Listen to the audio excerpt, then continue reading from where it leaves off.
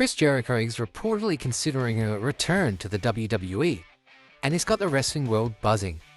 Considering his massive role in AEW's birth and his knack for reinvention over the decades, could this be an end of an era or the beginning of a legendary comeback?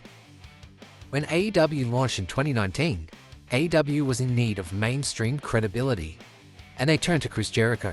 After his epic main event in New Japan Pro Wrestling with Kenny Omega, Chris Jericho was the first major star to sign with the company and in their first world champion. His credibility helped AEW secure their first TV deal, and AEW wouldn't be what it is today without Y2J. Without him, the building blocks would have taken longer to stack. Jericho isn't just a legend of the industry, he's a creative chameleon. From the Le Champion persona, the JAS and Inner Circle, or finally, the Learning Tree. Each iteration sparked a new dynamic, using new talent and putting over new stars, often carrying storylines on his back. Whether they were good stories or not is up for debate, but you can't deny when Jericho feels stale, he changes it up. But this time, he could be out of ideas. Fast forward to today, and AEW has stars rising everywhere. MJF, Hangman Page, Darby Allin, Swerve Strickland, Toni Storm, just to name a few. Jericho's been great, but is he still needed?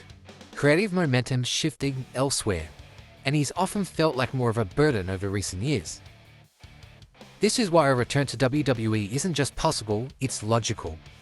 Imagine Jericho's final match being at WrestleMania, giving him a WrestleMania storyline or a return moment that actually means something. The buzz would be through the roof. WWE's main objective at the moment is to drive numbers and engagement across social platforms and merchandising.